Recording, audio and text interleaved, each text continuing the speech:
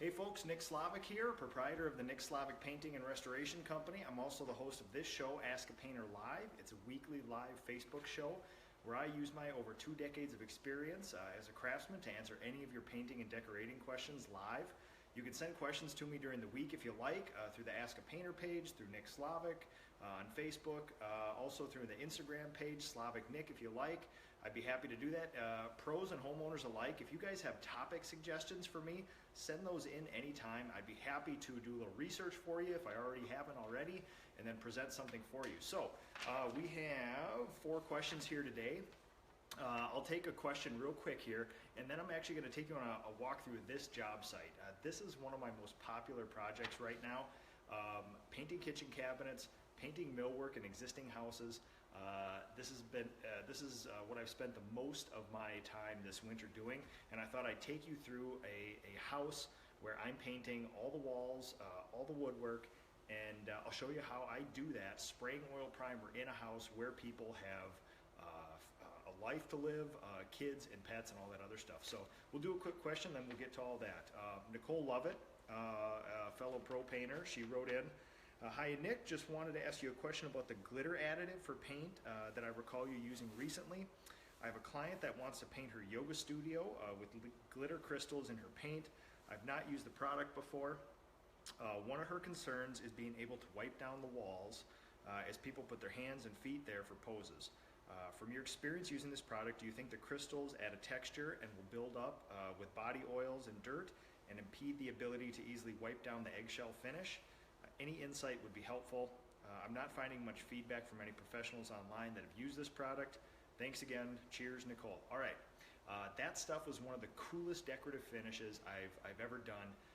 What makes it really cool is that it's very easy. You basically don't do anything different besides putting some glitter into the paint. So what you do is I use my standard Valspar product, interior. I believe it was an eggshell for this particular project, and the mixing instructions on these glitter packets, and you guys can go through my Instagram or Facebook feed, and I do have links to all the products there, probably a couple months back. If you want subtle glitter, you do 1 packet. If you want something a little more, you do 2, maybe even 3. There is a limit to that stuff. It starts, changing the way the paint works and stuff. So you have to be a little bit careful with that. But it's the easiest thing on earth. I brought my glitter packets to my supply shop. We cracked the paint open. We put the tint in, make sure the color was correct first, and then we did an extra shake or 2 with the glitter in it, and you basically just apply it like paint. And I saw no difference between cutting and rolling. It was super even. It didn't change the way the paint was at all. A great look, and it's subtle too, depending on the light. If there's not a light or a lot of light in a room, it's kind of subtle. You see it kind of here and there. If you have a bunch of interesting light, directional light and things, and the room just lights up in different ways. So you could rub your hands over this stuff. I used an eggshell finish. It was pretty good. If people are purposefully putting their hands and feet and other parts of their body on the wall repeatedly, what you're going to want to do is cover this with a clear. The clear may slightly impede the refraction of light and reflection of light off of those pieces of glitter. So you maybe do a test panel first, especially when you don't want to be many coats into a project like this and find out that something's not working. Initially, I would probably say test out some water-based clears. If you can get a water-based polyurethane, Minwax makes one, Sherwin-Williams makes a pretty good one. You just have to watch out what applicators you use for those things. If you use the wrong applicator, you can impart some air bubbles, and it kind of dries funky a little bit. So just follow the manufacturer's instructions on that. But I've had good luck. I've done decorative finish on doors, man doors for people. And in order to keep that decorative finish, I used, I think the last time I did it, it was Sherwin-Williams water-based polyurethane. And it was a little tricky. I applied it with an HVLP, and oil varnish is super forgiving. And I've gotten used to that over the years. So switching to the water-based product, you have to be very careful. It's temperamental, temperature, air, drying, how much you put on, and then imparting air bubbles into the process too. You have to be very careful with that stuff. So I would do a test patch with that. If you're doing walls, you're probably going to just use a roller. Most likely it's going to be a 1/4 inch or even less, microfiber, something like that, or even a foam roller. But I would do at least 2 coats of this water-based polyurethane, probably a satin. That'll give you the best. That will give you the best sort of coverage and reflection, and hopefully, you know, the refraction of light off those little things will be sufficient for you. And Nicole, obviously, if you do this for this yoga studio owner, send some pictures. I would absolutely love to see it, because I've done it in this orangish, coralish kind of paint, and it was a really cool look. And yeah, it's something I'd like to see another pro's interpretation of. So, like I was saying before, one of my most popular projects right now is enameling existing woodwork in all these houses. So I thought I would take you through this second floor. You can see I've sort of surgical suited this whole floor. And gone through, and about an hour ago, maybe an hour and a half ago, I sprayed the last coat of enamel up here, and I'm just going to wait for it to dry for a little bit, and then I'm going to get this house put back together so these homeowners can resume a normal life this weekend with their kids and pets and other things. So let me get that camera turned around for you. Wore my nicest sweatshirt for you guys today. Okay, so I'll take you to start down here.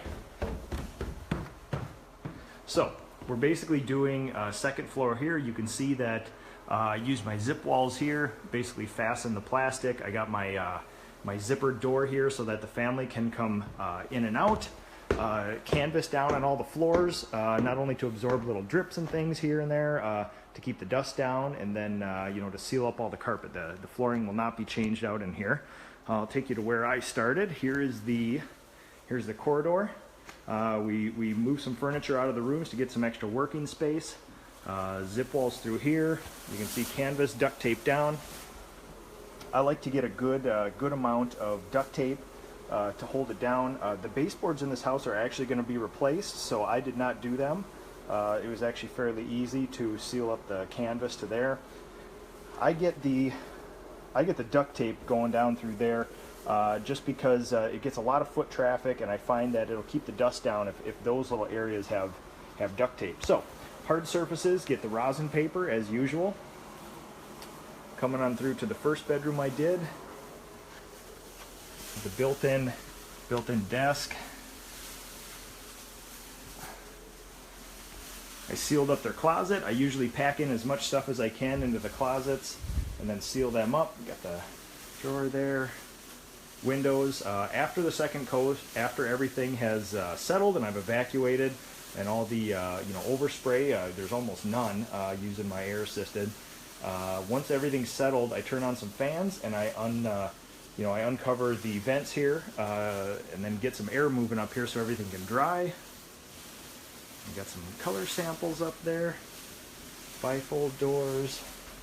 Going back through to the bathroom. We're not doing this little area here, but we are doing the built-in there. So I, again, fill the shower up with stuff, seal it all up to keep the homeowner's stuff okay. Back into the full room here. We got some cabinet doors, bifolds, man doors, all sorts of good stuff. Windows in here. People's stuff, sealed ups. Let's see. Another built-in out here. And then back on through. Got the Ferrari sitting right here. And then on through to large bedroom here. Nothing fancy here. The homeowners actually wanted to use their master suite during the whole process, which I'm perfectly fine with. So I plasticed it in a way where every night they just back off the plastic, roll it up for me, do whatever they need to. They get into their master suite over there. I just plastic the door off and they kind of Kool-Aid Man style right through it. And then every day we come and just seal it back up. Only takes a few minutes, and it allows the family to live a normal life or a semi-normal life with me invading. So, windows again, a couple doorknobs here. Let's see, going back through. So, if you guys have any other specific questions about how a craftsman actually sprays oil primer in a house when they have a whole family living there, I can certainly take care of these here. Otherwise, I'm going to get back to a couple questions. Sarah Fleechek, she writes in, Nick, can you suggest a brand of oil primer for dressers? Last time I painted one, I found that it scratched easily. I used primer and put 2 coats of oil-based paint. I'm looking to do another dresser, and I'm hoping to have better results. Thanks, Sarah. Okay, Sarah, a lot of this has to do with what's on there already. If you started with a sort of bare wood dresser, unfinished furniture, things like that, and you had bad results with oil primer and oil paint, something went wrong in the choice of oil primer or how you put it on. I would imagine that you're finding dressers that are pre-finished, old, possibly have a lacquer or a varnish finish on it. You have to understand that lacquer is a very brittle finish. Most commercial furniture is finished with a lacquer, and you can use the finest paints, the finest sprayers, everything else, and do whatever you can to that, but you're going to have that brittle finish in there. So no matter what, you have to address that current finish that's on there. When I address kitchen cabinets with lacquer on them, I usually test for adhesion first of the current product. Most of the time, I'm dealing with the first finish, and it takes a lot of effort to mess up the first time you put lacquer on something. It'll adhere to the wood fairly well, unless water comes in contact with it. So you want to scuff sand it, you want to shop vac it off, you want to tack rag it off, and then you start adhesion tests with oil primer. Don't wait till you've gone through all your top coats and things. Find a very stinky, very old school, slow oil primer. Do your adhesion test on that dresser, and do it on the most important spots. If you can, do a little sample on the corner of the top. That's where you're going to get a lot of the wear and tear on there. You're going to get a lot of use. Try the scratch test there. If it doesn't pass the scratch test, go to the crosshatch test, where you score the primer with a utility knife and then put some blue tape on there, burnish it down with your hand, and pull it up. If it passes that one, try out some more primers. If it fails the scratch test and passes that one, find some more. Find an oil primer that passes both of those tests. And also, you have to understand with dressers. I have a dresser in my 100-year-old bathroom in my house, and we use it every day 20 times, give or take. So what happens is anything that moves, cabinet doors, man doors, especially dressers, you're going to get a lot of use. The hands touch around the knobs, you're going to get wear and tear, and the drawers intersect with the case of the thing, and you're going to get chips. There's really no way to do it. Even when you start off from bare wood, a painted finish is going to show some wear and tear whenever humans come in contact with it. If you paint a piece of baseboard in the back of a closet, no human will ever touch that piece of baseboard, and it will be good for hundreds of years. The silverware drawer in your kitchen is not the same thing, so you're going to see some wear and tear. So you have to really, delineate between what is normal wear and tear or if a coating is actually failing. So, Sarah, I would try out. I did some adhesion. I actually did a master's class for the Painting and Decorating Contractors of America about finishing pre-finished cabinets. And in my shop this winter, I put out a whole bunch of cabinet doors, and I tested prep processes, I tested primers, and the one primer that passed with flying colors was an oil primer. This particular one, and there's many that will work, my go-to is Zinsser Cover Stain. It's readily available nationwide, unless you live in California, something like that, probably Vermont. That sounds like a place that would be hard to get. With no prep, it adhered just as well as with full prep. Now, that doesn't mean you can get away without prep. For this particular process, it doesn't take that long to prep something. And prepping something by scuff sanding it and shop vacuuming it off and tack ragging it off and possibly even wiping it down with rubbing alcohol is cheap insurance, because if you do this right, that dresser or that piece of furniture or that door could last for 100 years. Barring any human interaction with it. So I'm very careful when I do a set of kitchen cabinets. If you mess up the walls in a powder room, it doesn't take you that long to fix them, and it's very hard to mess it up. If you mess up a set of kitchen cabinets on the low end, 20 grand, on the high end, $40,000 or $50,000, you'll be out having to replace that, because if you put a bad coating on them, the cost of stripping them down to nothing and starting over is about the same as replacement a lot of the times, and you'll get a better result. So, hope that helps out, Sarah. Kelly, and I'll get to some of your questions. If you guys do have any questions, you can type them down below here. I'll get to them after a few here. Kelly Deutsch, hi Nick, I was wondering what the best way to refinish my kitchen table is. I bought a table and 6 chairs from Habitat Humanity. It has fake distressing and scratches. It also looks like somebody has previously started to remove the finish, or a bottle of nail polish remover was spilled on it, because there's a section with just bare wood. I hate the distressing on it. Is it best to sand the daylights out of it, or should I fill the holes and scratches? I'd actually like to stain the top dark and paint the legs white. I don't currently have a picture of the whole table as my husband using it as his desk. She did send me some pictures of the leaves of it, and I included those in a post just previous to this. So if you guys want to see the picture of the leaf there, you can get an idea of what she's working with. Kelly, from what I can tell about your table, it is solid. Sorry about that incoming call. You can sand out a lot of the distressing. The problem is to sand them out, you're going to round over a lot of edges. You're going to remove a lot of wood. If this was a cheaper veneered table, you could not do that because you're dealing with a 16th or a 32nd of wood there. So from the pictures, and very helpfully, you actually sent the back side of the leaf, and it does look like solid wood. So you should be able to sand through that stuff. Like I said, the only problem is you're going to sort of round stuff over. So I would, if the distressing is uniform, I would work around it. And if you stain it darker, a lot of that stuff will be hidden. So what I do in my shop when I have tables, and I should mention that probably half the dining room tables that I get to refinish isn't because somebody's like, oh, this is such a beautiful table, I thought we'd just, save it and do this. It's because nail polish remover fell in it. So for the love of God, stop using nail polish remover on these dining room tables unless you want to keep my shop full of these things. So yeah, it's I would say half the tables that I get through my shop have that one bare spot where somebody had dumped some nail polish remover, and all it basically is acetone, which is a super highly caustic chemical that I usually don't even keep around the shop. So detach the base from the table. I take apart the top. I lay everything out on sawhorses, on work tables, things like that. Get it all spread out. Sand that top down as far as you want to go. And I always try to get my tops down to bare wood. They get so much use that I want to start from a solid substrate. I don't want to add to what already is there. And I really think lacquer is a poor finish for a lot of this stuff that gets everyday use. So I try to get rid of all the lacquer, and I start over from scratch, down to bare wood, scuff sanded, shop vac, tack rag off. You can do your stain samples on the underside of it to make sure your color's right. Get that oil stain on top of it, let it dry overnight, and then come back with at least an oil varnish, preferably an oil polyurethane.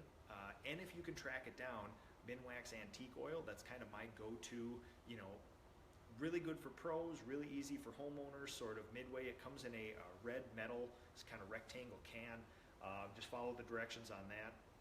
It's a very, very hard finish, but it's not the sort of two-part epoxy pour-on that makes a thick finish that you really can't do anything with later on besides strip off and start over. This one, my dining room table is finished with it, and every 3 or 4 years, I guess, I either wax it or I just clean it off and put on another coat of this oil, and it refreshes it. So it's something, especially when you have an active family and you use it a lot, it's something you can refresh down the road, which is very important to me. It's not a one-time bar top surface where when it gets scratched and hazy, it gets a little cloudy, and then you really can't do anything with it. So with the bottom part, that's easy. Scuff sand everything. Shop vac it off, tack rag it off, and then oil primer, just like we had discussed in the previous question about the dresser, and then sand your oil primer down, same prep process again, shop vac it off, tack rag it off, and then 2 coats of some enamel. Obviously, my preference is a traditional oil or one of the new oil hybrids. The oil hybrids, things like Sherwin-Williams has their Pro Classic hybrid. Benjamin Moore has an awesome product called Advance. I usually use the satin versions of those. Luckily enough, I've actually been able to try out some experimental stuff from Sherwin-Williams. They have a higher end product, probably along the line of Emerald. That's a hybrid version of that. It's the oil-water mix, but it's more solids, better resin, and very, very promising results in the shop. So I'm hoping that'll come to market soon. I've done some refinishing of cabinet doors with it, and it's a very promising product, and it's truly reminiscent of the traditional oils and traditional finishes, things like that. So that's what I would use on the bottom. Traditional oils like Benjamin Moore and Pervo, or even Pro Classic still comes in oil if you can get a hold of it. Super hard product, dries nice and smooth, especially if you're brushing. You just have to be careful. Smell, it's going to stay tacky for a long time, so you really can only do one process a day, even with the hybrids. But Kelly, if you do refinish that table, definitely send us a picture. I'd love to pass it along to everybody who watched here. And thanks for your question, and thanks for watching this show as well. And then Hannah, last question here. Hannah Briegeman Hey Nick, just wondering what kind of paint would be appropriate for indoor brick. And I actually got a couple questions about this last week, so I thought I'd address it. And she had sent a picture of her fireplace, and I included that in the post previous to this. All right, so when you have unpainted brick, it's very hard to mess up the first time. You do not, for the most part, every fireplace is going to be a little bit different, but for the most part, you do not need to use a high temp paint because most of the brick that comes in contact or near a fireplace is not going to come into contact with that high a heat of stuff. If you're getting that close with it, you shouldn't be painting it anyway, just because if you're worried about heat ruining something or making the coating fail, you shouldn't be getting a coating that close to it. So most of the brick is stepped out a little bit, and it's more of like a mantelpiece like that. Now, the anal retentive way, by the technical data sheets, use a masonry paint, use a masonry primer to seal it, clean it. You're really not going to have to rough it up. Brick is so rough and porous that you can basically, just put it right over the top. Now, that's the sort of by the technical data sheets, the professional way. The first time you paint brick, it's tough to mess up. You can get a can of cheap interior satin paint and just go to town. Fill the pores, fill it in, and really it's hard to mess up. The paint sticks so well to brick. The only downside with painting brick is filling all those pores initially. Once you fill them, it's super easy. Between the grout lines and the brick, and then the reveal between the joints, mortar joints, and the brick can sometimes make it easy or hard to get all the paint in there. But I usually brush the joints if they're real deep, if they're past a 1/4 inch or so. If not, you can just use about 1 1/4 inch, 1.5 inch, either lamb's wool or nylon roller cover, real thick one, and just load it up and put it on there. Elastomeric paint, the benefits of that will be it lets masonry breathe a little bit. If there is a little bit of a moisture problem in there, moisture can sometimes get trapped in the bricks and actually pop the bricks off. This is more of a problem with historic buildings or exterior facing brick, but interior brick, honestly, I hate to say that it doesn't matter that much, but it's hard to mess up the first time. You just don't want to set yourself up for failure years down the road. The least I would do, if you're going to paint it white, if you're going to paint it a gray, if you're going to paint it a tan, something like that, just get a good primer in there. And you can use a water-based primer if you have to. I would use a masonry-specific primer and then go over the top with a standard sort of wall paint if that's a thing. Otherwise, go to your local store, go to your hardware store, go to your Sherwin-Williams, Hirschfields, Benjamin Moore, any of that stuff, and PPG stores, and just say, hey, I'm painting this. What would you recommend on the super high professional side? What would you recommend for bare bones? What can I get away with? And that'll sort of tell you, if they only say use a masonry paint, consider using a masonry paint. If they say, well, technically you can get away with a wall paint versus this, then you have a decision to make. So, and definitely, Hannah, if you do that, send us a picture, and I'd be happy to pass that along. So, all right, let's see if anybody has any questions here. Jamie, thanks for watching, a frequent viewer. Kelly, thank you for watching, and thanks for your question this week. Nicole, same to you. Thank you for your question. Liam, good to see you, my friend. Joyce, as always, good to see you. Nicole, thanks for the insight. Nick, my client wants to move forward with the paint crystals. I definitely will share pics and my thoughts on the product. Yeah, whatever in-process pics, the colors, stuff like that, send it all. I'm very interested in that product, and I'll be working it into my kind of repertoire soon enough here. So Kristen, thank you for watching. Oh, my good friend Ron Ramsden, thank you for watching, my friend.